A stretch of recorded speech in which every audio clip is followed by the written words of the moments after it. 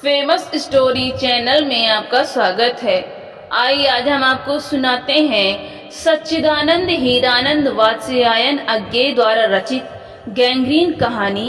बाद में रोज नाम से प्रसिद्ध एक मनोवैज्ञानिक कहानी है जो 1934 में प्रकाशित हुई थी। यह कहानी मालती नामक महिला के नीरस, यांत्रिक और घुटन भरे वैवाहिक जीवन को दर्शाती है, जहां मातृत्व और घरेलू काम के बीच उसका अस्तित्व सिमट गया है। यह कहानी औपनिवेशिक समय की मध्यम वर्गीय स्त्री की घुटन का चित्रण करती है। यह वीडियो कहानी का सारांश प्रदान करता है।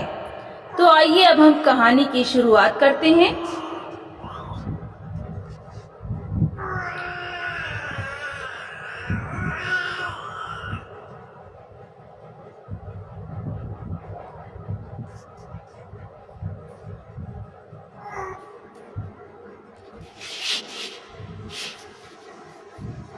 दोपहर में उस सूने आंगन में पैर रखते हुए मुझे ऐसा जान पड़ा मानो उस पर किसी शाप की छाया मंडरा रही हो।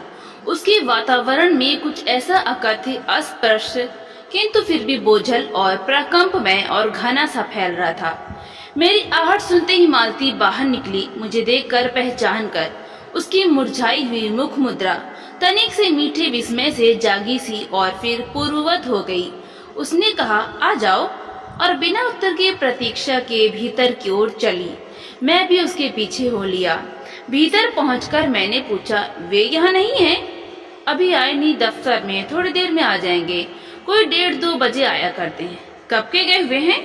सवेरे उठते ही चले जाते हैं। मैं हूँ कर पूछने को हुआ, और तुम इतनी देर क्या करती हो? पर फिर सोचा, आते ही एकाएक प्रश्न ठीक नहीं है। मैं कमरे के चारों ओर देखने लगा। मालती एक पंखा उठा लाई और मुझे हवा करने लगी। मैंने आपत्ति करते हुए कहा, नहीं, मुझे नहीं चाहिए, पर वो नहीं मानी। बोली, वाह, चाहिए कैसे नहीं, इतनी धूप में तो आए हो यहाँ तो।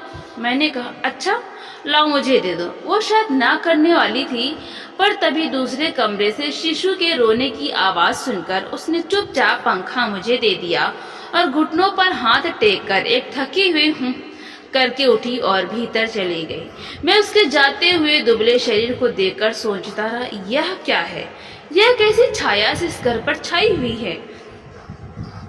मालती मेरी दूर के रिश्ते की बहन है, किंतु उसे सखी कहना ही उचित है, क्योंकि हमारा परस्पर संबंध सख्य का ही रहा है।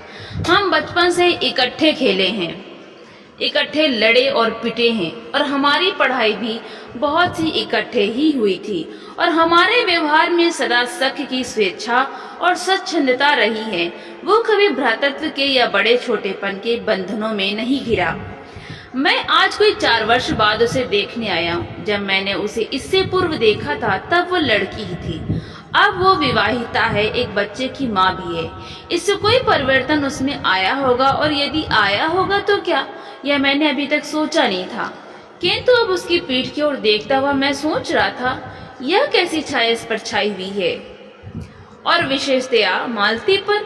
मालती बच्चे को लेकर लौट आई और फिर मुझसे कुछ दूर नीचे बिछी हुई दरी पर बैठ गई। मैंने अपनी कुर्सी घुमाकर कुछ उसकी ओर उन्मुख होकर पूछा, इसका नाम क्या है?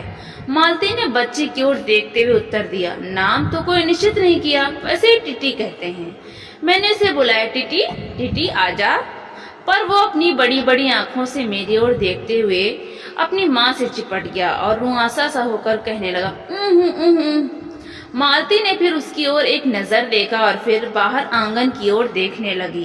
काफी देर मौन रहा। थोड़ी देर तक तो मौन आकस्मिक ही था, जिसे मैं प्रतीक्षा में था कि मालती कुछ पूछे, किंतु उसके बाद एकाएक मुझे ध्यान हुआ, मालती ने कोई बात ही नहीं की, या भी नहीं पूछा कि मैं कैसा हूँ, कैसे आया हूँ। चुप बैठी है। क्या विवाह के 2 वर्ष में ही वो बीते दिन भूल गई, या मुझे दूर इस विशेष अंतर पर रखना चाहती है? क्योंकि वो निर्बाध स्वच्छंदता अब तो नहीं हो सकती, पर फिर भी ऐसा मौन जैसा अजनबी से भी नहीं होना चाहिए। मैंने कुछ खिन्न सा होकर दूसरी ओर देखते हुए कहा, जान पड़ता है तुम्हें मेरे आने से विशेष प्रसन्नता नहीं हुई। उसने एकाएक चौंक कर कहा, यह हूँ प्रश्न सूचक था, किंतु इसलिए नहीं कि मालती ने मेरी बात सुनी नहीं थी, केवल विस्मय के कारण। इसलिए मैंने अपनी बात दोहराई नहीं, चुप बैठा रहा। मालती कुछ बोली ही नहीं। तब थोड़ी देर बाद मैंने उसकी ओर देखा। वो एकटक मेरी ओर देख रही थी, किंतु मेरे उधर उन्मुख होते ही उसने आंखें नीचे कर ली। फिर भी मैंने देखा, उन आंखों में कुछ विचित्र सा भाव था, मानो मालती के भीतर कहीं कुछ चेष्टा कर रहा हो, किसी बीती हुई बात को याद करने की, किसी बिखरे हुए वायुमंडल को पुनः जगाकर गतिमान करने के, किसी टूटे हुए व्यवहार तंतु को पुनरुज्जीवित करने की और चेष्टा में सफल न हो रहा हो। वैसे जैसे देर से प्रयोग में न लाए हुए अंग को व्यक्ति एकाएक उठाने लगे और पाए कि वो उठता ही नहीं है, चिर विस्मृति में मानो मर गया है, उतने क्षीण बल से, यद्यपि वो सारा प्राप्य बल है, उठ नहीं सकता। मुझे ऐसा जान पड़ा मानो किसी जीवित प्राणी के गले में किसी मृत जंतु का तोक डाल दिया गया हो। वो उसे उतार कर फेंकना चाहे पर उतार ना पाए। तभी किसी ने किवाड़ खटखटाए। मैंने मालती की ओर देखा पर वो हिली नहीं। जब किवाड़ दूसरी बार खटखटाए गए तब वो शिशु को अलग करके उठी और किवाड़ खोलने गई। वे यानी मालती के पति है। मैंने उन्हें पहली बार देखा था, यद्यपि फोटो से उन्हें पहचानता था। परिचय हुआ। मालती खाना तैयार करने आंगन में चली गई और हम दोनों भीतर बैठकर बातचीत करने लगे, उनकी नौकरी के बारे में, उनके जीवन के बारे में, उस स्थान के बारे में और ऐसे अन्य विषयों के बारे में जो पहले परिचय पर उठा करते हैं, एक तरह का स्वरक्षात्मक कवच बनकर। मालती के पति का नाम है महेश्वर। वो एक पहाड़ी गांव में सरकारी डिस्पेंसरी के डॉक्टर हैं। उसी हैसियत से इन क्वार्टरों में रहते हैं। प्रातःकाल 7 बजे डिस्पेंसरी चले जाते हैं और 1:30 या 2 बजे लौटते हैं। उसके बाद दोपहर भर छुट्टी रहती है। केवल शाम को 1-2 घंटे फिर चक्कर लगाने के लिए जाते हैं। डिस्पेंसरी के साथ के छोटे से अस्पताल में पड़े हुए रोगियों को देखने और अन्य जरूरी हिदायतें करने उनका जीवन भी बिल्कुल एक निर्दिष्ट ढर्रे पर चलता है। नित्य वही काम, उसी प्रकार के मरीज, वही हिदायतें, वही नुस्खे, वही दवाइयाँ। वो स्वयं उकताए हुए हैं और इसीलिए और साथ ही इस भयंकर गर्मी के कारण वो अपने फुर्सत के समय में भी सुस्त ही रहते हैं। मालती हम दोनों के लिए खाना ले आई। मैंने पूछा, तुम नहीं खाओगी या खा चुकी? महेश्वर बोले कुछ हंसकर, वो पीछे खाया करती हैं। पति 2:30 बजे खाना खाने आते हैं, इसलिए पत्नी 3 बजे तक भूखी बैठी रहेगी। महेश्वर खाना आरंभ करते हुए मेरी ओर देखकर बोले, आपको तो खाने का मजा क्या ही आएगा, ऐसे बेवक्त खा रहे हैं। मैंने उत्तर दिया, वाह, देर से खाने पर तो और अच्छा लगता है, भूख बड़ी हुई होती है, पर शायद मालती बहन को कष्ट होगा। मालती टोक कर बोली, मेरे लिए तो यह नई बात नहीं है, रोज ही ऐसा होता है। मालती बच्चे को गोद में लिए हुई थी। बच्चा रो रहा था पर उसकी ओर कोई भी ध्यान नहीं दे रहा था। मैंने कहा, यह रोता क्यों है? मालती बोली, हो ही गया है चिड़चिड़ा सा, हमेशा ही ऐसा रहता है। फिर बच्चे को डांट कर कहा, चुप कर, जिससे वो और भी रोने लगा। मालती ने भूमि पर बैठा दिया और बोली, अच्छा ले, रो ले, और रोटी लेने आंगन की ओर चली गई। जब हमने भोजन समाप्त किया तब 3 बजने वाले थे। महेश्वर ने बताया कि उन्हें आज जल्दी अस्पताल जाना है। यहाँ 1-2 चिंताजनक केस आए हुए हैं जिनका ऑपरेशन करना पड़ेगा। 2 की शायद टांग काटनी पड़े, गैंग्रीन हो गया है। थोड़ी ही देर में वो चले गए। मालती किवाड़ बंद कराई और मेरे पास बैठने ही लगी थी कि मैंने कहा, अब खाना तो खा लो, मैं उतनी देर टिटी से खेलता हूँ। वो बोली, खा लूंगी, मेरे खाने की कौन बात है। किंतु चली गई। मैं टिटी को हाथ में लेकर झुलाने लगा, जिससे वो कुछ देर के लिए शांत हो गया। दूर शायद अस्पताल में ही 3 खड़के। एकाएक मैं चौंका। मैंने सुना मालती वहीं आंगन में बैठी अपने आप ही एक लंबी सी थकी हुई सांस के साथ कह रही है, 3 बज गए, मानो बड़ी तपस्या के बाद कोई कार्य संपन्न हो गया हो। थोड़ी देर में मालती फिर आ गई। मैंने पूछा, तुम्हारे लिए कुछ बचा भी था? सब कुछ तो बहुत था। हाँ, बहुत था, भाजी तो सारी मैं ही खा गया था। वह बचा कुछ होगा नहीं, यूं ही रौब तो ना जमाओगे, बहुत था, मैंने हंसकर कहा। मालती मानो किसी और विषय की बात कहती हुई बोली, यहाँ सब्जी वब्जी तो कुछ होती ही नहीं, कोई आता जाता है तो नीचे से मंगा लेते हैं। मुझे आए 15 दिन हुए, जो सब्जी साथ लाए थे वही अभी बढ़ती जा रही है। मैंने पूछा, नौकर कोई नहीं है? कोई ठीक मिला ही नहीं, शायद 1-2 दिन में हो जाए। बर्तन भी तुम मानती हो? और कौन, कहकर मालती क्षण भर आंगन में जाकर लौट आई। मैंने पूछा, कहाँ गई थी? आज पानी ही नहीं है, बर्तन कैसे मांजेंगे? क्यों, पानी को क्या हुआ? रोज ही होता है, कभी वक्त पर तो आता नहीं। आज शाम को 7 बजे आएगा, तब बर्तन मांजेंगे। चलो, तुम्हें 7 बजे तक छुट्टी हुई। कहते हुए मैं मन ही मन सोचने लगा, अब इसे रात के 11 बजे तक काम करना पड़ेगा, छुट्टी क्या खाक हुई। यही उसने कहा। मेरे पास कोई उत्तर नहीं था, पर मेरी सहायता टीटी ने की। एकाएक फिर रोने लगा और मालती के पास जाने की चेष्टा करने लगा। मैंने उसे दे दिया। थोड़ी देर फिर मौन रहा। मैंने जेब से अपनी नोटबुक निकाली और पिछले दिनों के लिए लिखे हुए नोट देखने लगा। तब मालती को याद आया कि उसने मेरे आने का कारण तो पूछा नहीं और बोली, यहाँ कैसे आए। मैंने कहा ही तो, अच्छा अब याद आया, तुमसे मिलने आया था और क्या करने। तो 2-1 दिन रहोगे ना। नहीं, कल चला जाऊंगा, जरूरी जाना है। मालती कुछ नहीं बोली, कुछ खिन्न सी हो गई। मैं फिर नोटबुक की तरफ देखने लगा। थोड़ी देर बाद मुझे भी ध्यान हुआ, मैं आया तो हूँ मालती से मिलने, किंतु यहाँ वो बात करने को बैठी और मैं पढ़ रहा हूँ। पर बात भी क्या की जाए। मुझे ऐसा लग रहा था कि इस घर पर जो छाया घिरी हुई है वो अज्ञात रहकर भी मानो मुझे भी वश में कर रही है। मैं भी वैसा ही नीरस निर्जीव सा हो रहा हूँ, जैसे यह घर, जैसे मालती। मैंने पूछा, तुम कुछ पढ़ती लिखती नहीं। मैं चारों ओर देखने लगा कि कहीं किताबें दिख पड़े। यहाँ कहकर मालती थोड़ा सा हंस दी। वो हंसी कह रही थी, यहाँ पढ़ने को है क्या। मैंने कहा, अच्छा, मैं वापस जाकर जरूर कुछ पुस्तकें भेजूंगा। और वार्तालाप फिर समाप्त हो गया। थोड़ी देर बाद मालती ने फिर पूछा, आए कैसे हो। लारी में। पैदल। इतनी दूर, बड़ी हिम्मत की। आखिर तुमसे मिलने आया हूँ। ऐसे ही आए हो। नहीं, कुली पीछे आ रहा है सामान लेकर। मैंने सोचा बिस्तरा ले ही चलूं। अच्छा किया, यहाँ तो बस। कहकर मालती चुप रह गई। फिर बोली, तब तुम थके होगे, लेट जाओ। नहीं, बिल्कुल नहीं थका। रहने भी तो थके नहीं, भला थके हैं। और तुम क्या करोगी। मैं बर्तन मांज रखती हूँ, पानी आएगा तो धुल जाएंगे। मैंने कहा, वाह, क्योंकि और कोई बात मुझे सूझी नहीं। थोड़ी देर में मालती उठी और चली गई, टीटी को साथ लेकर। तब मैं भी लेट गया और छत की ओर देखने लगा। मेरे विचारों के साथ आंगन से आती हुई बर्तनों के घिसने की खन खन ध्वनि मिलकर एक विचित्र एक स्वर उत्पन्न करने लगे, जिसके कारण मेरे अंग धीरे धीरे ढीले पड़ने लगे। मैं ऊँघने लगा। एकाएक वो एक स्वर टूट गया, मौन हो गया। इससे मेरी तंद्रा भी टूटी। मैं उस मौन में सुनने लगा। 4 खड़क रहे थे और इसी का पहला घंटा सुनकर मालती रुक गई थी। वही 3 बजे वाली बात मैंने फिर देखी, अब की बार उग्र रूप में। मैंने सुना मालती एक बिल्कुल अनैच्छिक, अनुभूतिहीन, नीरस, यंत्रवत, वो भी थके हुए यंत्र के से स्वर में कह रही है, 4 बज गए। मानो इस अनैच्छिक समय को गिनने में उसका मशीन तुल्य जीवन बीतता हो। वैसे ही जैसे मोटर का स्पीडोमीटर यंत्रवत फासला नापता जाता है और यंत्रवत विश्रांत स्वर में कहता है, किससे, कि मैंने अपने अमित शून्य पद का इतना अंश तय कर लिया। न जाने कब कैसे मुझे नींद आ गई। तब 6 कभी के बज चुके थे जब किसी के आने की आहट से मेरी नींद खुली और मैंने देखा कि महेश्वर लौट आए हैं और उनके साथ ही बिस्तर लिए हुए मेरा कुली। मैं मुंह धोने को पानी मांगने को ही था कि मुझे याद आया पानी नहीं होगा।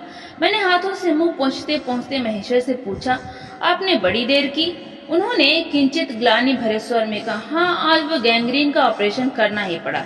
एक कराए हो, दूसरे को एम्बुलेंस में बड़े अस्पताल भिजवा दिया है। मैंने पूछा, गैंग्रीन कैसे हो गया। एक कांटा चुभा था, उसी से हो गया। बड़े लापरवाह लोग होते हैं यहाँ के। मैंने पूछा, यहाँ आपको केस अच्छे मिल जाते हैं। आय के लिहाज से नहीं, डॉक्टरी के अभ्यास के लिए। बोले, हाँ, मिल ही जाते हैं। यही गैंग्रीन हर दूसरे चौथे दिन एक केस आ जाता है, नीचे बड़े अस्पतालों में भी। मालती आंगन से ही सुन रही थी, अब आ गई। बोली, हाँ, केस बनाते देर क्या लगती। कांटा चुभा था, इस पर टांग काटनी पड़े, यह भी कोई डॉक्टरी है। हर दूसरे दिन किसी की टांग, किसी की बाह काट आते हैं, इसी का नाम है अच्छा अभ्यास। महेश्वर हंसे बोले, ना काटे तो उसकी जान गंवाएं। हाँ, पहले तो दुनिया में कांटे ही नहीं होते होंगे। आज तक तो सुना नहीं था कि कांटों के चुभने से मर जाते हैं। महेश्वर ने उत्तर नहीं दिया, मुस्कुरा दी। मालती मेरी ओर देखकर बोली, ऐसे ही होते हैं डॉक्टर, सरकारी अस्पताल है ना, क्या परवाह है। मैं तो रोज ही ऐसी बातें सुनती हूँ। अब कोई मर मुर जाए तो ख्याल ही नहीं होता। पहले तो रात रात भर नींद नहीं आया करती थी। तभी आंगन में खुले हुए नल ने कहा, tip tip tip tip tip tip tip. Malti ने कहा, पानी, और उठकर चली गई। खनखनाहट से हमने जाना बर्तन धोए जाने लगे हैं। टिटी महेश्वर की टांगों के सहारे खड़ा मेरी ओर देख रहा था। अब एकाएक उन्हें छोड़कर मालती की ओर खिसकता हुआ चला। महेश्वर ने कहा, उधर मत जा, और उसे गोद में उठा लिया। वो मचलने और चिल्ला चिल्ला कर रोने लगा। महेश्वर बोले, अब रो रो कर सो जाएगा, तभी घर में चैन होगी। मैंने पूछा, आप लोग भीतर ही सोते हैं? गर्मी तो बहुत होती है। होने को तो मच्छर भी बहुत होते हैं, पर यह लोहे की पलंग उठाकर बाहर कौन ले जाए। अब के नीचे जाएंगे तो चारपाइयां ले आएंगे। फिर कुछ रुककर बोले, आज तो बाहर ही सोएंगे, आपके आने का इतना लाभ ही होगा। टिटी अभी तक रोता ही जा रहा था। महेश्वर ने उसे एक पलंग पर बिठा दिया और पलंग बाहर खींचने लगे। मैंने कहा, मैं मदद करता हूँ, और दूसरी ओर से पलंग उठाकर निकलवा दिए। अब हम तीनों, महेश्वर, टिटी और मैं, दो पलंगों पर बैठ गए और वार्तालाप के लिए उपयुक्त विषय ना पाकर उस कमी को छुपाने के लिए टिटी से खेलने लगे। बाहर आकर वो कुछ चुप हो गया था, किंतु बीच बीच में जैसे एकाएक कोई भूला हुआ कर्तव्य याद करके रो उठता या और फिर एकदम चुप हो जाता था। और कभी कभी हम हंस पड़ते थे या महेश्वर उसके बारे में कुछ बात कह देते थे। मालती बर्तन धो चुकी थी। जब वो उन्हें लेकर आंगन के एक और रसोई के छप्पर की ओर चली, तब महेश्वर ने कहा, थोड़े से आम लाया हूँ, वो भी धो लेना। कहाँ है? अंगीठी पर रखे हैं, कागज में लिपटे हुए। मालती ने भीतर जाकर आम उठाए और अपने आंचल में डाल दिए। जिस कागज में वे लिपटे हुए थे वो किसी पुराने अखबार का टुकड़ा था। मालती चलती चलती संध्या के उस क्षण प्रकाश में उसी को पढ़ती जा रही थी। वो नल के पास जाकर खड़ी उसे पढ़ती रही। जब दोनों ओर पढ़ चुकी तब एक लंबी सांस लेकर उसे फेंक कर आम धोने लगी। मुझे एकाएक याद आया, बहुत दिनों की बात थी जब हम अभी स्कूल में भर्ती हुए ही थे, जब हमारा सबसे बड़ा सुख, सबसे बड़ी विजय थी हाजिरी हो चुकने के बाद चोरी से क्लास से निकल भागना और स्कूल से कुछ दूरी पर आम के बगीचे में पेड़ों पर चढ़कर कच्ची अमियां तोड़ तोड़ खाना। मुझे याद आया, कभी जब मैं भाग आता और मालती नहीं आ पाती थी तब मैं भी खिन्न मन लौट आया करता था। मालती कुछ नहीं पढ़ती थी, उसके माता पिता तंग थे। एक दिन उसके पिता ने उसे एक पुस्तक ला कर दी और कहा कि इसके 20 पेज रोज पढ़ा करो। हफ्ते भर बाद मैं देखूं कि इसे समाप्त कर चुकी हो, नहीं तो मार मार कर चमड़ी उधेड़ दूंगा। मालती ने चुपचाप किताब ले ली, पर क्या उसने पढ़ी? वो नित्य ही उसके 10 पन्ने 20 पेज फाड़ कर फेंक देती, अपने खेल में किसी भांति फर्क ना पड़ने देती। जब 8वें दिन उसके पिता ने पूछा, किताब समाप्त कर ली? तो उत्तर दिया, हाँ कर ली। पिता ने कहा, लाओ मैं प्रश्न पूछूंगा। तो चुप खड़ी रही। पिता ने कहा तो उद्धत स्वर में बोली, किताब मैंने फाड़ कर फेंक दी है, मैं नहीं पढ़ूंगी। उसके बाद वो बहुत पिटी, पर वो अलग बात है। इस समय मैं यही सोच रहा था कि वो उद्धत और चंचल मालती आज कितनी सीधी हो गई, कितनी शान, और एक अखबार के टुकड़े को तरसती है। यह क्या? या तभी महेश्वर ने पूछा, रोटी कब बनेगी? बस अभी बनाती हूँ। पर अब की बार जब मालती रसोई की ओर चली तब टिटी की कर्तव्य भावना बहुत विस्तीर्ण हो गई। वह मालती की ओर हाथ बढ़ाकर रोने लगा और नहीं माना।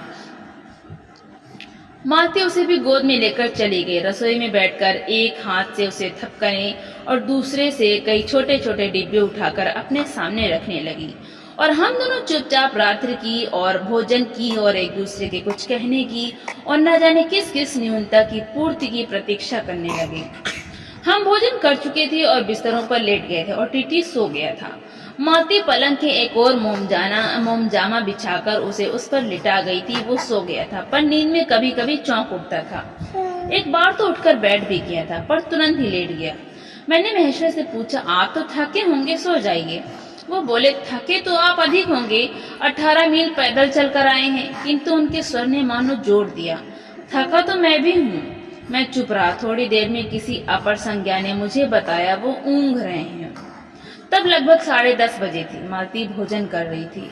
मैं थोड़ी देर मालती की ओर देखता रहा। वो किसी विचार में, यद्यपि बहुत गहरे विचार में नहीं, लीन हुई धीरे धीरे खाना खा रही थी। फिर मैं इधर उधर खिसक कर पर आराम से होकर आकाश की ओर देखने लगा। पूर्णिमा थी, आकाश अनभ्र था। मैंने देखा उस सरकारी क्वार्टर की दिन में अत्यंत शुष्क और नीरस लगने वाली स्लेट की छत भी चांदनी में चमक रही है, अत्यंत शीतलता और स्निग्धता से छलक रही है, मानो चंद्रिका उन पर से बहती हुई आ रही हो, झर रही हो। मैंने देखा पवन में चीड़ के वृक्ष गर्मी से सूखकर मटमैले हुए चीड़ के वृक्ष धीरे धीरे गा रहे हैं। कोई राग जो कोमल है किंतु करुण नहीं, अशांतिमय है किंतु उद्वेगमय नहीं। मैंने देखा प्रकाश से धुंधले नीले आकाश के तट पर जो चमगादड़ नीरो उड़ान से चक्कर काट रहे हैं वे भी सुंदर दिखते हैं। मैंने देखा दिन भर की तपन, अशांति, थकान, दाह पहाड़ों में से भाप से उठकर वातावरण में खोए जा रहे हैं, जिसे ग्रहण करने के लिए पर्वत शिशुओं ने अपनी चीड़ वृक्ष रूपी भुजाएं आकाश की ओर बढ़ा रखी हैं। पर यह सब मैंने ही देखा, अकेले मैंने। महेश्वर ऊँघ रहे थे और मालती उस समय भोजन से निवृत्त होकर दही जमाने के लिए मिट्टी का बर्तन गर्म पानी से धो रही थी और कह रही थी, अभी छुट्टी हुई जाती है। और मेरे कहने पर ही कि 11 बजने वाले हैं, धीरे से सिर हिलाकर जता रही थी कि रोज ही इतने बज जाते हैं। मालती ने वो सब कुछ नहीं देखा। मालती का जीवन अपनी रोज की नियत गति से बहा जा रहा था और एक चंद्रमा की चंद्रिका के लिए, एक संसार के लिए रुकने को तैयार नहीं था।